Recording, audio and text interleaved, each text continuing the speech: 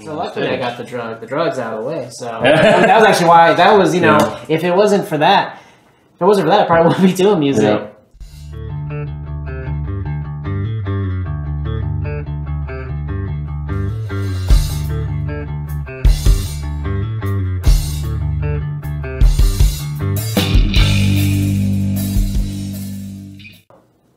Welcome to Room 6. I'm Josh, and I'm happy to be joined by Brenden K Jones of the Midnight Disease. Say hi. Hi, everybody. He is joining us to do a little interview and also play a few songs up in Room 6, so hope you stick around. First things first,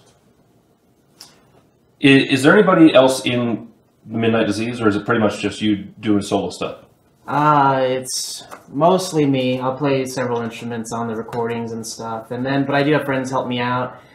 Like one of the last songs I recorded, me and all my roommates worked on it together, so I had people singing, people playing extra guitar, stuff like that. And then kind of a revolving door collective thing is what it's become. The solo thing was just out of pure convenience. Yeah, you know, been there, done that. Yeah, so it's like, that's easy. I can lug my guitar around and only worry about myself. But that's kind of part of the reason I call it the Midnight Disease, because I always did want to have a band, or, you know, at least on the records, have the full band sound. And yeah. Oh, believe me, I it's so tempting. You're like, yeah, okay, I'm ready for a band. I want a band. You want the camaraderie, and you want to be able to present a band, as opposed to, no, it's really just me. You know, yeah, and some other people, because when you want to perform live, then you got to think, well, what songs are actually going to translate to live without me running all over like a madman, starting a bunch of loop pedals or something. Yeah, and see, I don't do that because I just play the guitar and sing when I play. But it's funny because I can always hear all the other parts in my head. And it's like, oh, I wish there was, like, you know, those things surrounding me. Right. That's the other thing, is when you're used to doing it yourself, going it alone, if you do get a band going, then you either have to step up and be the leader, and it has to be the Brenden Jones band, or you have to let someone else do the lead, kind of thing, you know? Yeah. So it's a weird dichotomy, kind of. But how long have you been in Vegas? I was born here. Oh, really? So born in here in 1987. Why? No, I'm just kidding. Well, I can tell you why. 1987. God. This is where Josh is old and sad. 87. Man, I'm just kidding. That's okay. I'm sad and I'm getting old. So how dare time move in a linear fashion? All right. How long have you been doing? How long have you been the Midnight Disease? So the Midnight Disease, I probably started using that moniker in I want to say like 2010. Okay. Yeah, and it was just, at first it wasn't even a thing I was like pursuing very seriously. I moved back in. My mom was living out of state. I moved in with her for a bunch of reasons we don't need to get into. A bunch of bad stuff. Doing things I shouldn't do. So it was just kind of like just being depressed and alone by myself late at night. I'd go in the garage and dick around with like a little tape recorder and some keyboards and my guitar. And I would just put stuff on Facebook. And then I had a blog and I was writing. And then I was sort of like giving up on the music thing, or performing or being in bands or anything like that. And I was like, oh, I just write. People read the stuff I write. So that's cool. And maybe I'll just put stuff on the blog occasionally, music I make. But then, you know, a couple years in, my friends, I got the nerve to start going to open mics.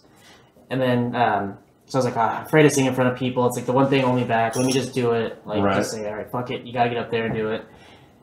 So I did that. You know, other friends would do open mics. They had bands. They would ask, then they started asking me to, like, open for them because they could get me on shows. I was like, okay, that's cool. And then I started knowing enough people to, like, just get on stuff by myself and book shows. And eventually I was like, oh, I'm kind of addicted to this. I love playing. Like, I think I can actually do music. I want to do music. I'm going to keep writing songs, you know?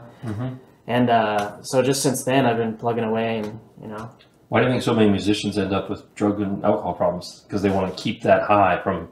Yeah, so luckily I got the drugs out of the way. So that was actually why, that was, you know, if it wasn't for that, I probably wouldn't be doing music. Because when I was on drugs, I was like, yeah, I'm fucking Lou Reed. All right, I'll do, you know. No, you don't want to be Lou Reed. I did not write. I did not write I miss you, Lou. Oh, I miss you too. God damn. But I did not get anything done when I was in that haze. Right. You think you do. Yeah. Yeah.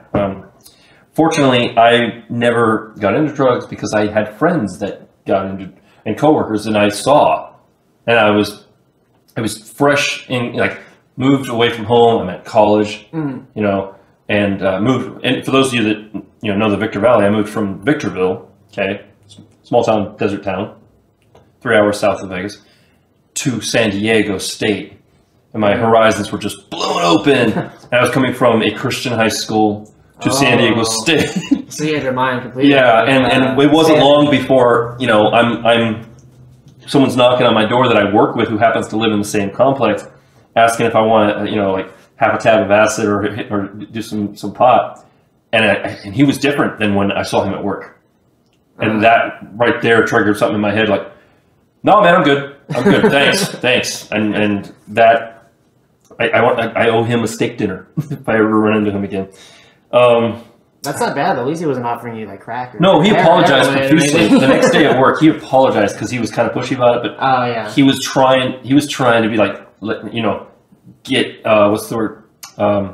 Be chummy with me, and he was trying to help me to relax and stuff or whatever you think when you're on drugs, you know.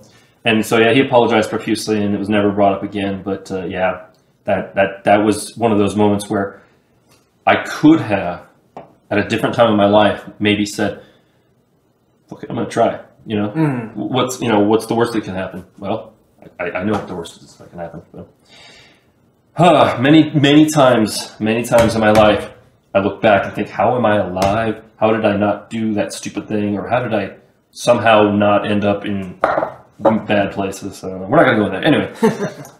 Midnight Disease. How long you been doing music? Just total. I started playing guitar 8th grade, so I was 13. Right on. Yeah, so I kind of it's one of those questions I actually don't really like, because when I think back like how long I've been playing, I'm like, well, fuck, why am I not better at this?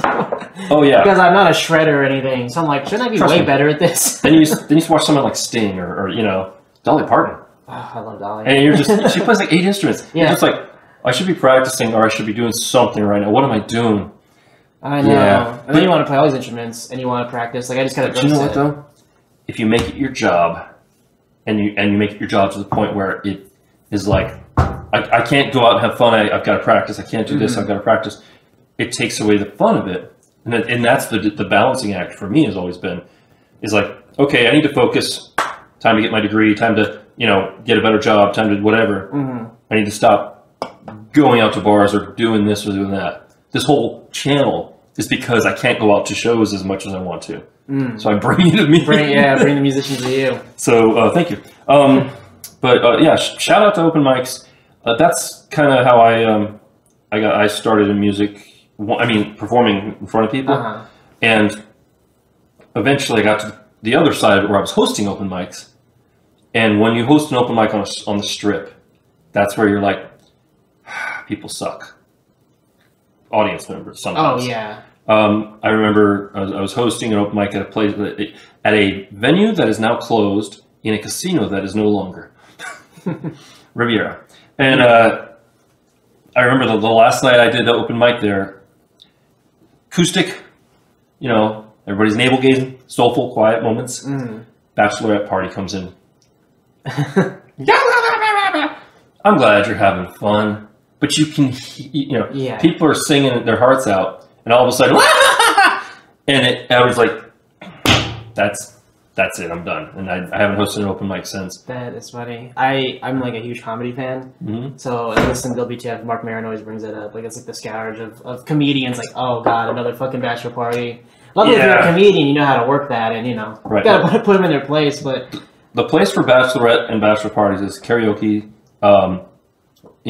strip clubs, things like that. Places that are loud already. People are going to drink a lot, and people are going to be doing the entertainment part of things themselves badly. Yes. Yeah. Yeah.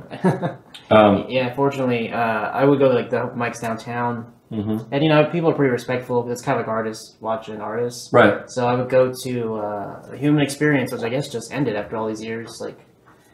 Yeah, I would go. Like when the Beat was open, that was like shout out to all the people that put on Human Experience, because that was kind of the first. I never got to see it, but I heard good things. My first foray, and I met like a lot of good people out of that experience. So really cool. Cool. Early influences. Early influences. I already mentioned Lou Reed. That's definitely one. Not just the drugs. And as soon as you mentioned Lou Reed, having listened to some of your music already, I was like, yeah, I see it. I definitely hear it. Really? Yep. Thank you. And speaking of your music, before we get into early influences, you brought a CD. Oh, I did. I did. So, this is Honeycomb Home. Okay. Pink. Person, not him, on the cover. That's an EP. You've got 4 songs on here. And are these all basically kind of autobiographical songs? Or are they just songs about subjects you like to write about? The only one I would say is, so I think the difference for me, I like to say I don't write confessional songs, you know. Okay. But, like if any of my stuff is like autobiographical, it's I'm writing about people around me or things I observe or that kind of thing. The only one I would say is actually maybe autobiographical is the last song, Constant State. And it's basically a song about how I write songs. Okay. Can't get much more autobiographical than that. You say? Took me a minute though to realize that, because sometimes you write a song, you don't really know what the fuck you're talking about. Jesus, that's okay. Okay, I'm gonna put this down before I ruin it. I'll be doing a separate video reviewing this. I'm looking forward to listening to it. And yeah. Also, you brought a zine that you work on? This is another thing I'm doing. It's called The Canon. Can we see it? If I hold it Yeah, up? you want to shove it up front. Canon. This is the official zine of the Vegas Occult Art Collective, which is art collective I'm a part of. This is our first issue, Sire. God, I'm like getting all our stuff confused. It's all good. But the point is each one has a different theme. I'm like a staff writer, so I'm gonna write an article for each one, and then I'm doing a song for our online component. So I'll write a special song exclusive to this every issue, which is quarterly. The next one is coming out in June 21st. Very cool. Summer solstice. So I'm very excited about this. So if you go to findthecanon.com, you can read all this, and you can even print it out and put it together yourself, and then that's when you'll hear my exclusive track. Cool. So. Can I make copies of this? Or is this mine to keep? This one is like the only one I have. So okay. Here's the thing. That's like we printed out, like we're kind of printing, so 93 have been printed. 93. Kind of like made to order. That's, so limited supply. Limited edition. So awesome. Significant number if anyone knows occult stuff. Cool. But yeah, that's the thing. It's kind of like, we wanted to do the whole like DIY arts and craft thing. That way it's all, the layout's all done online. Right. So you can just print it all out and staple it together. You know, it's all formatted. Are they for sale or? Yeah, they are. How does somebody watching get one of their? So that's like, this is like, because I'm just a writer, so I'm just a writer and a musician. But they are for sale. Like at events and stuff, we have them for sale. Okay. But I think if we just go to a website, you can just print them out. Because if you're doing the legwork yourself, it's all formatted. You just got to print it out and staple it. Oh, cool. What's the website? Findthecanon.com. Find the Canon? Yeah, findthecanon.com. Cool. Of course, I'll probably have that on the screen, and I'll put that in the links in the description. Cool. Now then, back to the interview. Early influences. You were talking about Lou Reed. Yeah, Lou Reed. That was like, I was in 9th grade when I first, I heard the first Velvet Underground album. Elvis Costello and the Attractions. I always talk about this moment, which just seemed like this, when I look back on it, it's like this movie moment in my head, like this magical moment. I remember digging through a box in the garage, and I found a bunch of my mom's CDs, and it was like the best of, like the very first one. It has that really cool, slick, like late 80s cover on it. Mm-hmm. Kind of like a portrait of him. And I don't know, I always like was aware, I heard the name, I always knew a lot of music, especially 80s music, old music, because of my mother. But I remember playing that, and I just thought, this guy looks like me, he's like he's nerdy, he's pissed off, but he also seems to know something, like, Right. How does this guy like know so much about like girls and relationships and things like that? And I love the snottiness of it, and then of course, because I was because of the punk, the punk thing, it just fitted that I was a little punk kid. That's how I found my way into music and a social life, was through punk rock. Nice. But, and of course I love all the later stuff and all the more subdued Elvis Costello stuff. So, but he's still to this day one of my biggest influences, probably my earliest. And then the Mountain Goats, that's... I have heard of the Mountain Goats. I've heard of a few of their tunes. Are you familiar with John Green? Yes. He's a huge Mountain Goats fan. I'm aware. Yes. I am very aware. DFTBA. I'm part of Near Criteria, I'm happy to say. If you don't know what that is, you're losing. Current influences. When you're working on new stuff, is there any music that you think this is what I want to sound like, or you put it on to kind of influence you, or get the juices flowing? With that, so I kind of always have this idea, and I've heard other musicians say it, where like, don't listen to too much of one thing, because then you'll end up sounding like that. Yeah. But I guess, and I'll go back to my self-deprecation. I feel like I'm fortunate enough that I'm not good enough to like accidentally ape anything. Because I'll always think like, oh, I'm writing like this song, this band song, this kind of song. Right. And then I write it, record it, I put other instruments on it. I'm like, it sounds nothing like that. But that's what I had in my head. So maybe that's a good thing. Yep. But as far as that, like the modern bands, things that came through later, The National, that's one of my favorite bands. The new record just came out today, so I can't wait to go listen to that later on. This band, The Front Bottoms, kind of like a acoustic poppy punk. Great name. Yeah. I really love them. I've seen them play a bunch, and that guy's a really, really cool lyricist and just really fun arrangements in their music.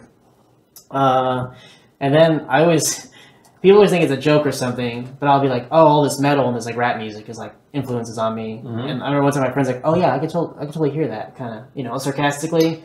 And I said, well, just because you can't. Right, just because I'm not playing that type of music. Yeah, no, I totally get it. Yeah, it doesn't get the juices flowing, because I love rap music, and like that's usually what gets me like super like hyped and I don't know, pumped, because since I'm such a word guy and I focus so much on the lyrics, that's what just puts me in that headspace, and I wanted to start jotting everything down. And then once I have like a bunch of random stuff in a notebook, that's when I'm like, all right, let me grab a guitar and let me see where it goes, so I can string it all together and just start singing whatever I got written down. Definitely. From a creative and a lyrical standpoint, I can actually hear some of those influences in what you do. Not so much the rap, only because you're not, on a steady beat kind of thing and trying to, throw out, spitting rhymes. I'm the same way though. Like, I love everything from Mozart to Metallica and everything in between. And my first album was acoustic-based rock and roll love songs. That's how I pitched it, basically. Okay. That's basically what it was. Because I played acoustic, and then I happened to have a band that wanted to record the CD with me. Hooray. But I was totally, like, I got my enunciation from Metallica, from James Hetfield. Nida. But I also got certain ways of phrasing from Eddie Vedder, from Pearl Jam. It's funny the way you take these like little things, is influence. And then you got like Jason Mraz, Mr. A to the Z, the wordsmith. He listens to a lot of hip hop, and just to get that flow going. So cool. This is one of the usual interview questions that everybody hates. How do you define your musical style? we kind of talked about it a little bit. What's the official word? So the one thing the one sadcore, because it's easy. #sadcore. It's short, simple. You kind of get a picture of something. I feel like it's evocative enough, Yeah. It conjures up something, but I think more 9 Inch Nails when I hear sadcore, personally. Really? So, Well, it's funny because I'm actually working on some industrial music. That's split aside from the Midnight Disease. It's the core part of that title that always, to me, is like the industrial bit. Yeah. And I know that's not what sadcore is all about, but it's. I do like that is kind of part of the joke to me. I guess the core thing because it makes me hard. Especially hardcore. you write a song called "Hurt." It's like, that's sadcore, but you just went industrial with it. But so how do you're going to call it sadcore? I call it, or I'll say I've called it manic depressive folk rock. That's awesome. Put that on a banner every time you play. That's awesome. Manic depressive folk rock. You're covering so many demographics right there. Yes, and I like it too. I like that one because it's kind of half tongue in cheek and half serious because I do struggle with mental illness, and I'm very open with that, and I talk about it on stage, and, I have a couple songs that address it directly.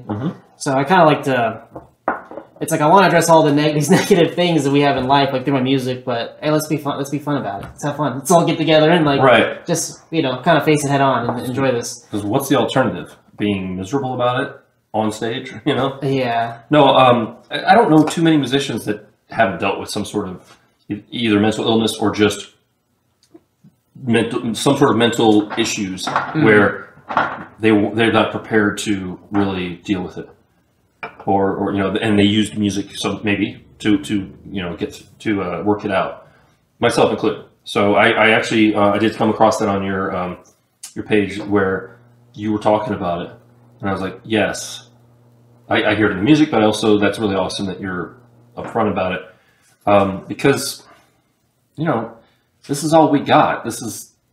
We got to help each other the best we can, and if you being upfront about it and open about it can help someone else, and if your music can help someone, that's awesome. Yeah, and that's really what I want to do, because like, and you know, my favorite bands, like you mentioned the Mountain Goats. He's a guy who's been really open with his past addictions. It's been a long time for him. You know, he's in his early 50s. When he was in his 20s, he was, you know, on meth, but he's super open with that and open with the depression and things. And I can see that is what really draws a lot of his fans together, especially the younger ones, like that found him through John Green and stuff. Well, John Green's been open about. Yeah, he's had to deal with some mental stuff. So yeah, so and I was like, man, I want to. That helps me. I want to help other people in that way. So that makes me feel really good when I play a show, because I usually end most of my sets with the same song, and I'll kind of, you know, give my spiel about the mental illness thing. And usually if I get off stage and people come talk to me about it, talk about lyrics, or like say, you know, I know what you're talking about, I get it, like when you're even like beforehand or the song itself, and that makes me feel the best, you know, like that's like even better than anyone complimenting, like even like the musical stuff, like you're a great guitar player, or this or that. Like hearing that I could help someone like that is really cool. Awesome. That's kind of, yeah, that's huge when someone like you're there. I understand the point behind what you're doing, not just I like what I hear. Yeah. Musical goals. Musical goals. Any new instruments you want to learn? Any genres you're poking around with? Any music? Just yeah. So yeah, that's, you know, trying to practice a bunch of instruments. That's the thing, you know, making time like we were saying. But I just got a drum set from my buddy, and I've always so did I. Yeah, I've always like playing drums every time. I mean, I just grew up around music, so ever since I was I'm always like, can I play a drum set? Can I play a drum set? The drummer, you know, I love it, and I'm like so happy to finally have my own, and I want to like practice all the time. And I think I'm pretty good. I don't know if I'm gonna be able to like be playing blast beats or anything, but I want to get better. I want to get good at drums, and then yeah, the industrial thing. Me and one of my roommates were working on like some industrial music, and that's really fun. And just kind of doing it in a non-traditional way, I like, because I'll just record stuff. He's like, oh, let's just get some like drum beats. I'll just play a bunch of stuff on drums, we'll record it, you know, maybe edit it together, or play bass or synthesizer, and like kind of the songwriting is sort of done in the editing, which is fun. I'm not used to that because it's more like electronic based. Sure.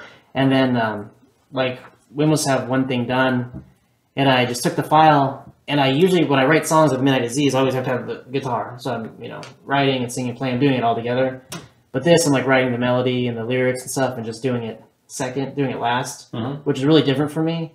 So I hope that helps me get better as a singer, because I want to get like become a stronger vocalist. And I was dating someone who was like a real singer. She could sing opera and stuff. So that was kind of, I was like, fuck, I need to get like on that level. You know, she's one of those people, like when we do karaoke, which, you know, karaoke can be pretty grating, but then they're like, what the fuck? Like, why are you here? You're a real singer. I can answer that actually. I was a voice major for a couple years. During that phase in life where you're trying to figure out, what do I want to be? I'm in college. I don't like this major. What do I want to do? I thought I'd be a voice major because I love singing. And that was fine until I got to Grandmasters of the 21st Opera, or it was Grandmasters of the 21st Century Opera, and like pedagogy and all these. And I'm like, I don't want to teach this stuff. I just want to be a voice major. I just want to sing. Yeah. So I ended up dropping out and eventually went back, but and totally different direction. But I was in a vocal ensemble, which was, there's the concert choir for the school, and then here's the vocal ensemble. You've got a schedule of practicing you got to do. You get 3 days to master a song for a grade, kind of thing. So it was cool to be in that. But I tell you what, you know how we unwound? went to El Torito. Yes, El Torito karaoke, and we sang the most terrible songs for a singer, and things like "I Am Woman, Hear Me Roar," with a stranger. Yeah. and Midnight Oil. So that's why she's like, I don't want to sing what I'm used to. Something like that. What did she sing? Oh, what did she sing? Yeah. Oh, but she likes singing anything. So it's like, she had that skill set of opera, but right. She would sing like, kind of the classic pop or rock songs. But no, she liked it. That was kind of how she got. Mm-hmm. That was just like cutting loose, I feel like I need to sing again. She was very, very talented. So. I'll be honest, it's also a bit of an ego boost to walk in like, I'm a ringer. Yeah. You tell the karaoke guy, go ahead and turn the reverb down on me. I don't need the karaoke setting, thanks. Yeah, it was funny the first time I saw the karaoke guy at Dino's. Just the way he looked at him, he took the microphone back. It was like you don't belong here in this, I've actually done karaoke at Dino's. I love Dino's. Shout out Dino's. I haven't been in a minute. I remember walking in, and there was, for whatever reason, the TVs had black and white vintage porn going on, but not not porn, just naked women. Yeah, those kind of stag films. But it was so hilarious to walk in and be like, is that? and everybody's just so blithely, just like, yeah, whatever, it's just Wednesday. Yeah. Oh, because they're all bliss when we're at Dino's. Yeah, right? That's the thing, too. But, it was a good time. It's a good crowd. But that's the thing with most karaoke crowds are good. Like, pretty, they're accepting because they know, I gotta get up and sing. So I'm not gonna make fun of you, really. Yeah. But anybody who sings American Pie shouldn't do that. Is it because it's long? Yes. No, I know. Something worse. I've seen something worse. I saw a couple attempt The Hurricane by Bob Dylan. And I'm like, there's no hook or chorus in that song. Mm-hmm. It's basically a short story, talking about Reuben Carter, giving you like the history lesson of Reuben Carter. And he is just, I was like, and you could tell that like in the middle they lost it. They're like, fuck, I thought we thought we knew this. It's so stream of consciousness. Thought we knew this. Yeah. All the words, I mean, Tracy Chapman takes a look at that song and is like, no, that's too much, too stream of consciousness for me. It happened to me a long time ago because I'm a huge that's another influence, Springsteen. Oh yeah. And like I was like, I sing along to Born to Run all the time. But he brings it back to a chorus eventually. Yeah, but still, I was like, oh, this is long, and this is hard, Yeah. I learned that was a long time. I learned my lesson. I got my few standards at karaoke now. So I haven't been to karaoke in forever just because of life. But yeah, I always I go for the ones that people that people know, but they don't know what the song is. Like they recognize it. Mm-hmm. Like Paul Anka's "At This Moment." You know that song? It's probably one of those songs if I heard it. I'm not getting in copyright trouble, but it's "What did you think I would say at this moment?" It's one of those. It's a total song, yeah. And at the same time, it gives me a chance to just show, I got some soul. But and then I'll also pull out like Enter Sandman, and I'll do it the S&M with the symphony version. Oh, nice. and then I'll go to like. Journey or something, So but one of the deep cuts. But yeah, no. What's your standards? Usually Sweet Jane, Lou Reed. It's always the Rock Roll Animal version of like karaoke, so it's that more like aggro sort of guitar one, and then Pump It Up by Elvis Costello. There's a few Elvis Costellos, but I like doing Pump It Up. It's another one that people know but nobody does. Yeah. Yeah, that's what I like deep dive into the karaoke book and be like, yes. Yeah. Yes. I haven't. One I used to do, and I haven't. Oh, I Would Die For You by Prince. That's what I like to do a lot. One I haven't done in a while, and I just thought about it. I was like, I gotta start doing it again, because now I think I can maybe do it a little bit better. Is Epic by Faith No More. Yeah, have you seen the little, like, the lead singer of Faith No More? Mike Patton? Yeah. Yeah. I said a little bit better. I'm no Mike Patton. But he's doing a thing now with, who's he doing a thing now with? I just saw it on Facebook. But it's another one of those kind of, he looks grown up. He doesn't look like Mike Patton from. Yeah, he's looked like pretty manly for a while. I love Mike Patton. He's always doing something with somebody. He has like so many projects. Yeah. There's one, I can't remember what the project is called, but oh god, the name's escaping me. But it's basically all. It seemed like he dropped off the radar, the big radar. Yeah, like the mainstream stuff. Yeah. But he's always been, because he has a record label that's like, Epicac Records, and it just Really? yeah. And like I mean, they're like a really big in the kind of in that like experimental and like the indie metal stuff. They it's like a big label as far as like the indie stuff goes. But yeah, like Daughters, they just put out a record. They're great. They got it together, so that's good. Be like industrial hardcore, the new Daughters record. Cool. We're gonna promote other people's music. No, Listen to this. that's why do you think? That's why I do this. It's kind of my thing. So moving from karaoke to your shows, what's your favorite show memory? My favorite show memory. Some show you've been part of. There's two big ones in the past couple of years. Okay. One was I got to open for David Bazan, and he's been kind of a hero of mine since high school when I was doing his first band, Pedro the Lion. Is he local? No, he's from Washington. Okay. No, I've heard the name. I just Pedro he doesn't Lion. know me. So. Pedro Lion was a pretty big like kind of indie name back in the day. So I got to open for him at the Bunkhouse, and then I also opened for. I opened for these guys that are kind of like I'm doing the thing like they do. So there's like a band called Destroyer, and but that's like the moniker Dan Behar uses. And then it's like different people. Okay. So, but he did. He doesn't really do a lot of solo stuff anymore, but he did a solo set at Bunkhouse. And I got to open for him. So those were kind of two like I'm like opening for like he's like heroes of mine like listened to since high school. That was just cool to me to think. I didn't think that when I was like 15, maybe I'll be singing my own songs in front of these guys. Right. That was good. That was two of those shows too. The Shore had a really good response, and the David Bazan one was good. They got a lot of that positive feedback with the lyrics, the mental illness stuff. I remember there was a guy was talking to me a lot like afterwards, and I was like, I don't know if I want to like. Can I handle this as a career? Because this one guy's kind of like. Believe me, there's so many times you'll have nobody to talk to. Yeah, I know. I was like, I should appreciate it though, because I just go sit at the bar by myself like afterwards. But sad core. I was like, yeah, thanks, dude. Like, I kept saying thanks, but I was like, I need to go like find my friend the promoter so I can get paid. And you feel kind of like a dick when they say you're really good. You're like, thank you. Yeah. You want to say like, I know. Yeah. Like, oh, I gotta go now. Yeah. You feel like a jerk. I get it, because if you once you do it, if you do it and people appreciate it, you don't want to be ungrateful. Yeah, and that was a show I powered through. Because not a lot of people know this, but I had the norovirus that weekend. Damn. And so I had to call into work. So like, I can't miss this fucking show. I have to like recover.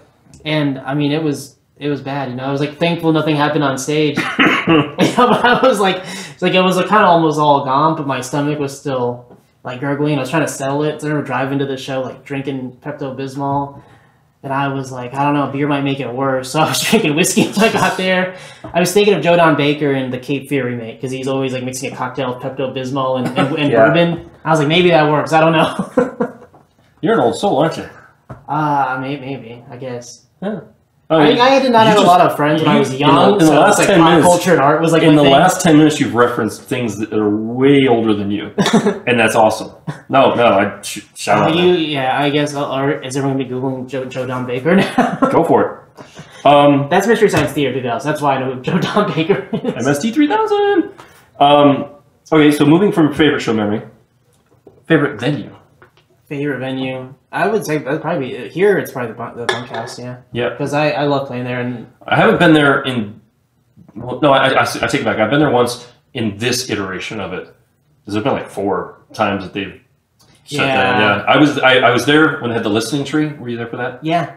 It was a great concept. That's cool. Just bad idea. Because who's going to be out there in the rain or the heat or whatever? But yeah, I like the Bunkhouse. What do you like most about it, though? The sound is great, I think. Every time they got a good system, and the people they have that run sound there, it's really good. I can always hear myself. People who go there, it's definitely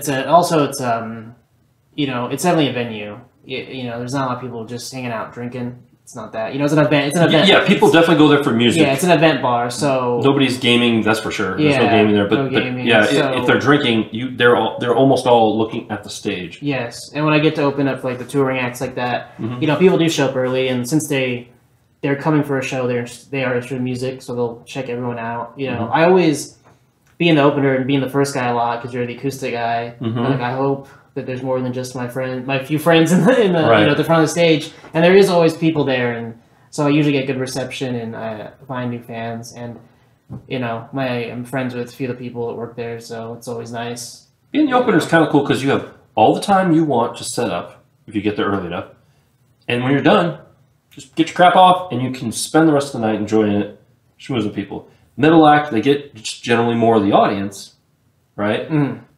But they gotta hurry up, set up, and hurry up, sit and break down. And the headliner, you just go last. Yeah. And if you don't get your stuff all packed up after you're done as the headliner, you got to do it after you've been partying or drinking or whatever, schmoozing. You're tired. You've already been hanging out for 3 hours or 4 hours. Yeah. I love anytime you say we're headlining, it just means I'm going to be up late. Yeah. Yeah. Okay, cool. Is there a dream show you want to play? A dream show? Yeah. Whether it's actually on stage as part of a particular group or just opening for them. If I could, as far as opening or being on like the same bill as somebody, opening for the Mountain Goats would be a dream come true. Opening for the Hold Steady, I didn't mention them. That's one of my all-time favorite bands. Yeah, opening for the Hold Steady would be super cool. So those are kind of like the two like bigger bands, bigger indie bands I like that. That'd be basic because there's two of my songwriting heroes. I think they're two of just the best lyricists working today. So it could happen. So like be able to open for them and be chosen to feel like I'm on par with these guys. That would be an honor. But yeah, it's good to have something worth driving towards. Not just saying, "Well, I made my album, I'm done." Yeah. Now I'll just keep playing those songs, kind of thing. It's good to have definitely a thing to work towards. You have a next show planned? I don't have anything right now. So normal life, all the bullshit of life, it's kind of got in the way of the music stuff. So I'm kind of just. If any booking agents are watching. Yeah, hey, hit me up because I'm dying to play. Yep. I'm not depressed anymore, so I'll be very enthusiastic about this and everything that comes with it. Awesome. So get me while I'm good. Get me while I'm good. All right, cool.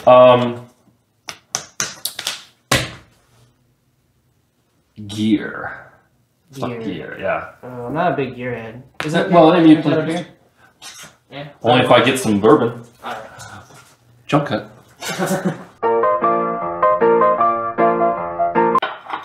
We're back. Clink. More of a thud. All right. Gear.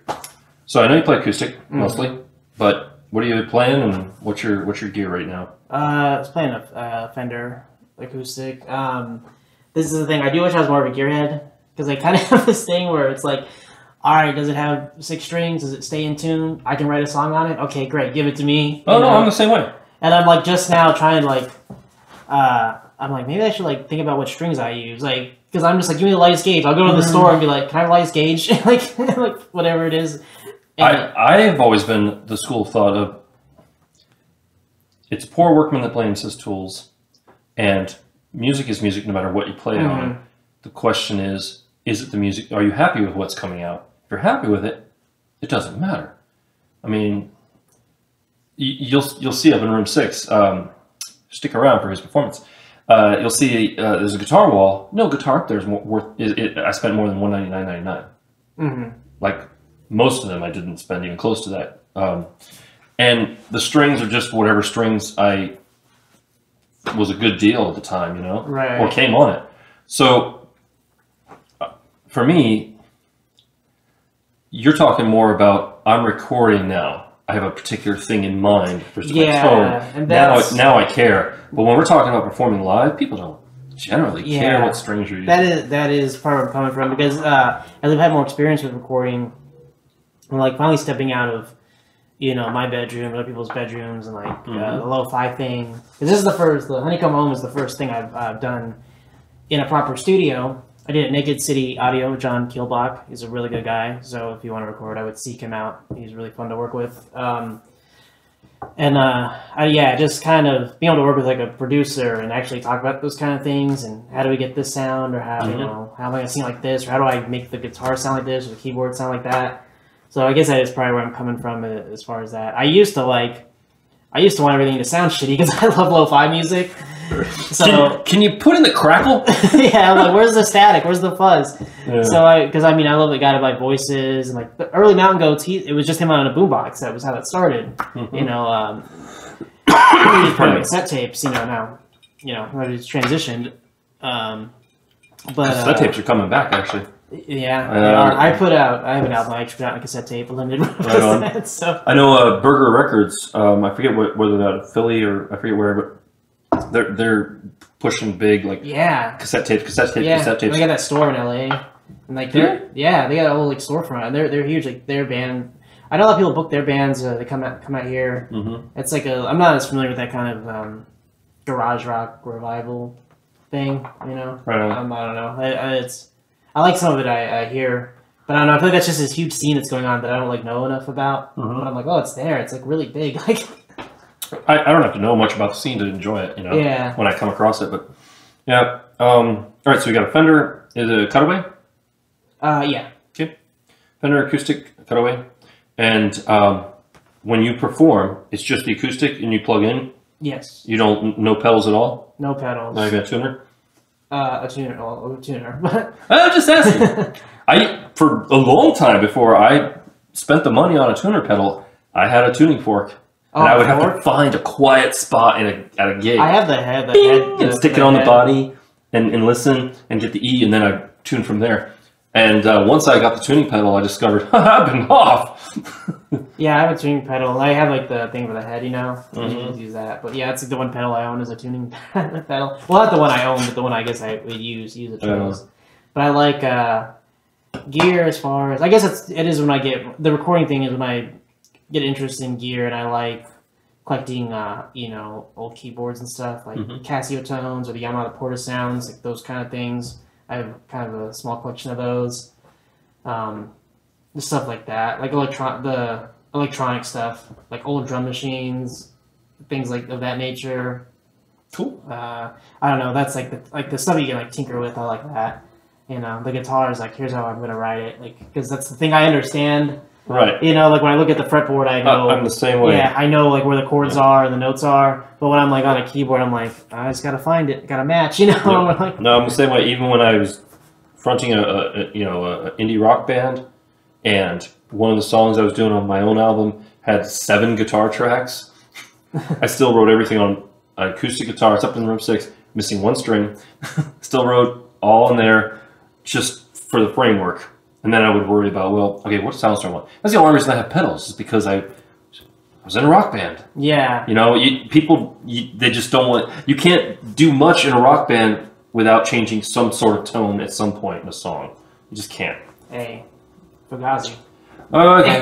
Sorry. You're right. I'm sorry. But they start out distorted. Yeah.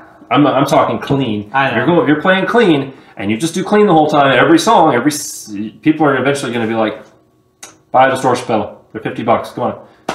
Yeah. No, I know. I love Fugazi, but. Moving from current gear to dream gear. Is there anything that you have? I like to say the Wayne's World, soon you'll be mine moment. Is there anything you're lusting after right now? I don't really think I'm really lusting after. It's funny because the stuff I used to want, which again kind of falls into like the more like electronic category, is like things you don't really need anymore because of computers. Where I was like, if I ever got like an MPC because of like living hip hop, rap music, I'm like, that'd be so cool. Get like that. That's like the ultimate sampler. Like make beats out of that, and like. But I'm like, I guess you don't need that because you can just edit everything in software now. My last interview was with Kella from Dead Money, formerly Kella Bobella, and we were talking about how nowadays in the studio, the emulators are so just close to the real thing.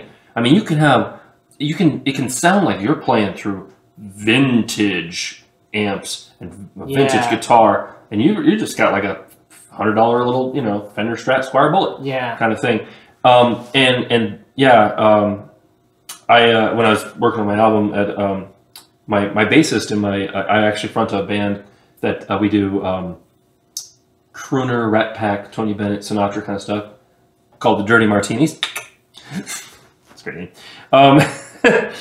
The bassist is actually the one who recorded in his home studio my second album, Shout out to BJ Therio. Boom, Redstone Studios. Hit him up.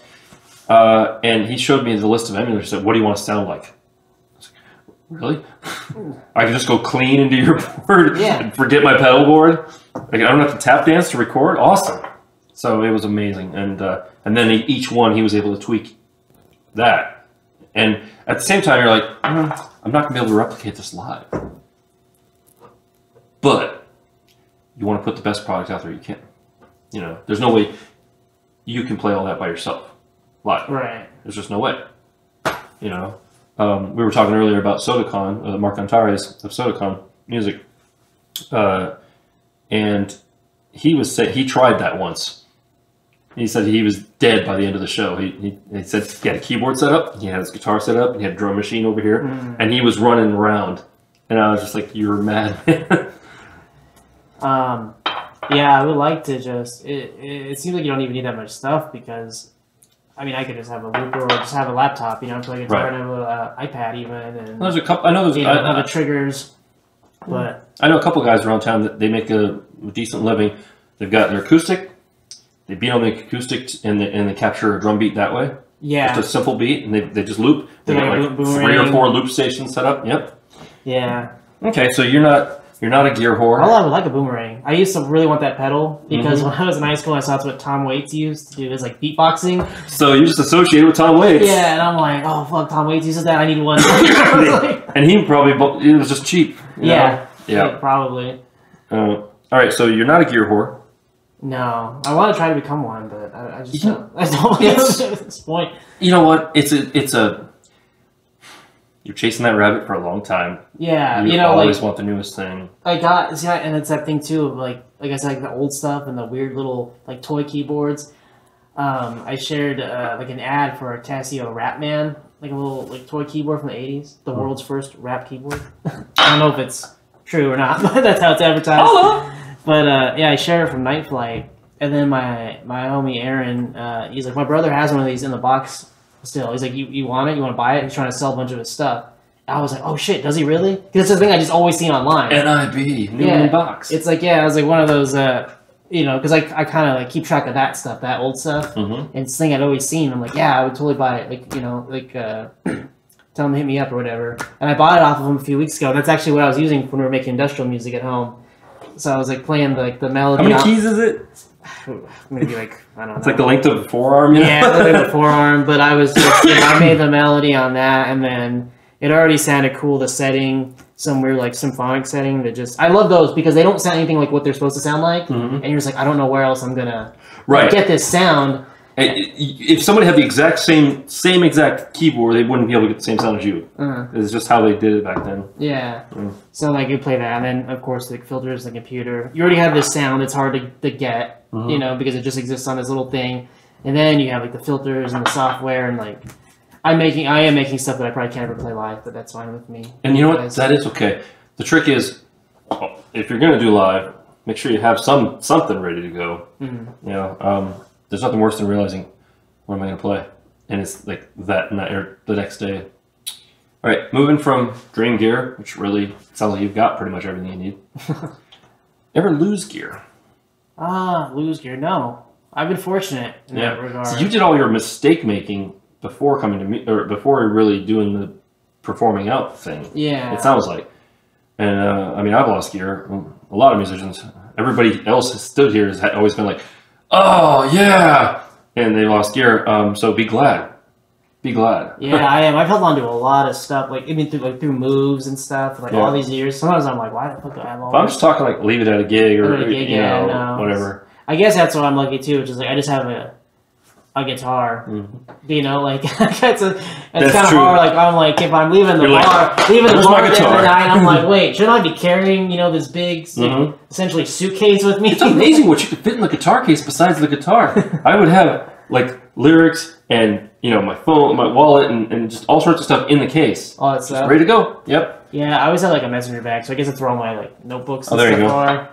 But that would, oh, God, I've never lost notebooks, and I read, you know, interviews with people and like bands, everyone's done that. I'm like, that would be the fucking worst. Like, yeah, because the stuff you're just working on, you know, and then like, how do you get that? Like, that bag. Yeah. Hemingway lost a whole suitcase of notebooks. There's probably novels in there that just were never published. He left it on a train. And somebody saw it, was just like, oh, so threw it away or Probably. burned it or whatever. It's like, oh, great, firewood. All right, last question. Okay, you survived the interview. Yay. Any maintenance tips? Like just taking care of your guitar, taking care of your gear.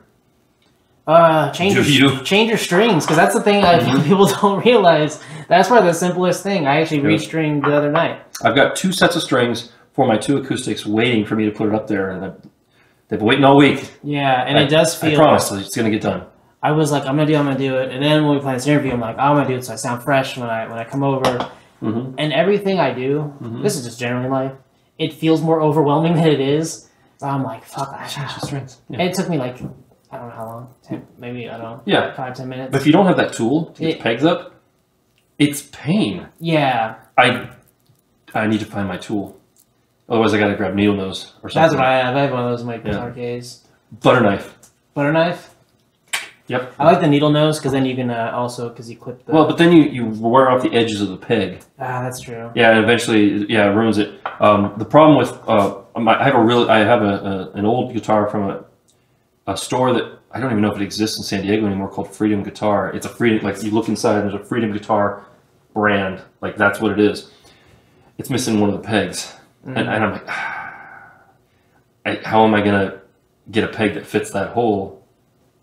I don't even know where the peg went. It broke. I think it broke. I have an older guitar, Yamaha, and I really like that guitar, and one of the pegs broke, like the bulb part of it, so I can't get it out. Like the peg is still lodged in there. Oh, jeez. I'm like, what the fuck am I gonna do? And then I was thinking, like, how did that happen? I don't remember. You don't remember pulling out half a peg? Well, yeah, I don't remember pulling when I was changing. Like that's when you know. I mean, because you're doing it. Like, I broke it. Oh shit. But I'm like, what did I do? What did I hit my guitar on? Or like.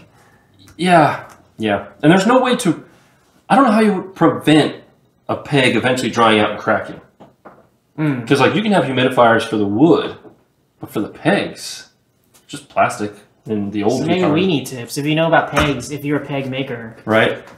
It's like corking a bottle. Yeah. You can't. If that is your trade, please let us know how to take care. That's there must be a place that sells just a peg. I gotta get a peg for my guitar. So, all right. Thank you very much for coming. Thank you for having me. Stick around. We're going to have Brenden from the Midnight Disease doing how many songs? I'll do 3. I'll do 3. 3 songs? Hopefully I don't forget the lyrics, fuck them up.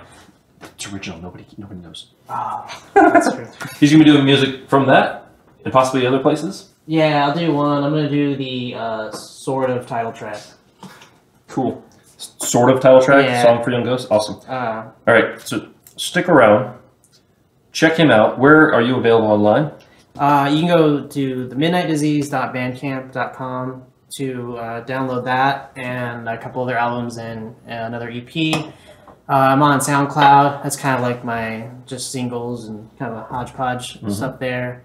And then find me on Facebook, Instagram. I'm probably the most active on Instagram and Twitter. Cool. And Twitter is the least promotional, but... Yep. Links will be in the description. Thank you very much for coming. Thank you for having me. Yeah. We'll be right back in room 6.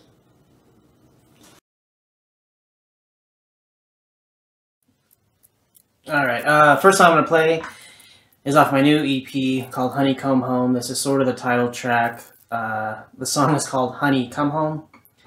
And I always think I'm being clever when I do stuff like this, but it actually causes more confusion than it's probably worth. So eventually I'll learn that lesson. All right.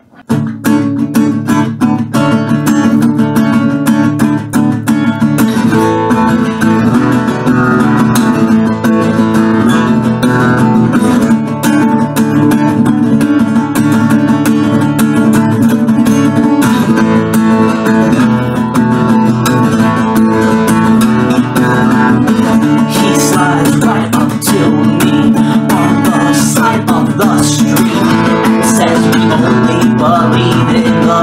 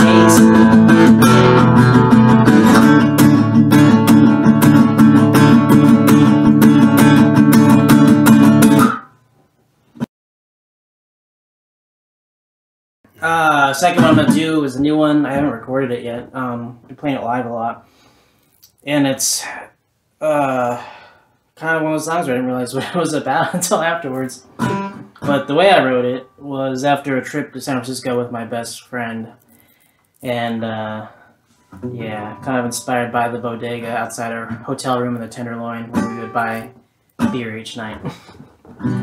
It's called Death, Rattle, and Roll. This is a shell hidden beneath the lights at the center of the dark, and this is shelter from a storm I have created. Our lips were consecrated by the wine we stole from your mama's fridge when we was just kids. Yeah, we was only kids.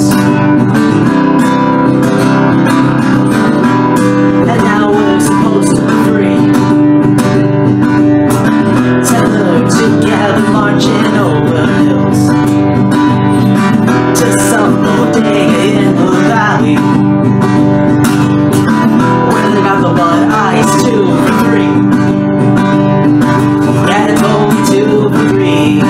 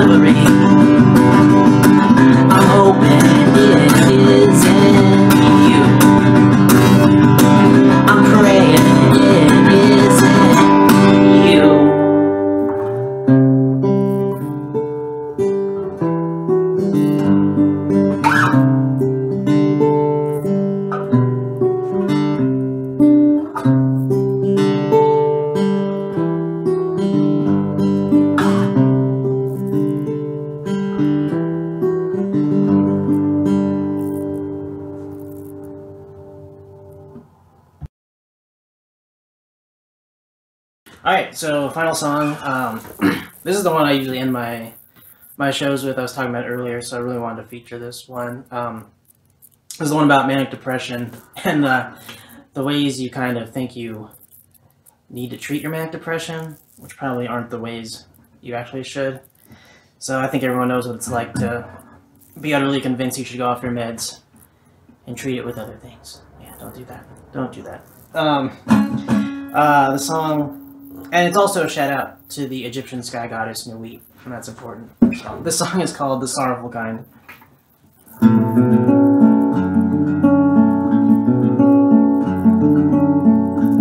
Almost out of pills, so a nightcap will do. I'm giving praise to chaos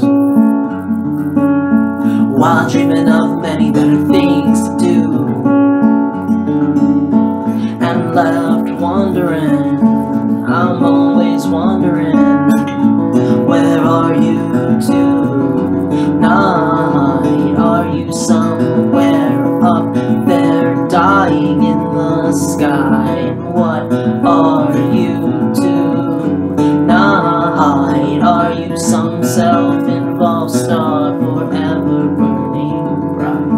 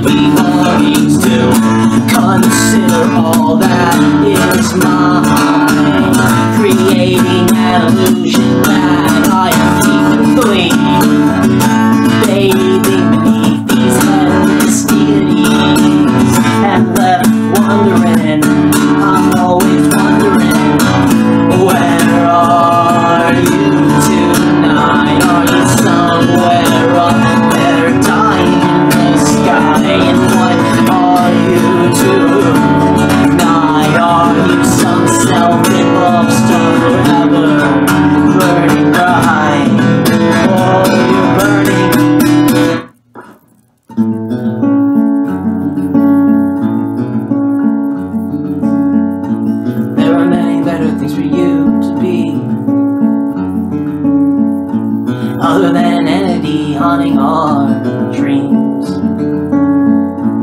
Every morning I am pushed away by the sound of your voice, asking, wondering, where am I this morning? And my son put down there losing in the morning. And what am I this morning? I'm the grieving kind, the sorrowful kind. I am always in mourning.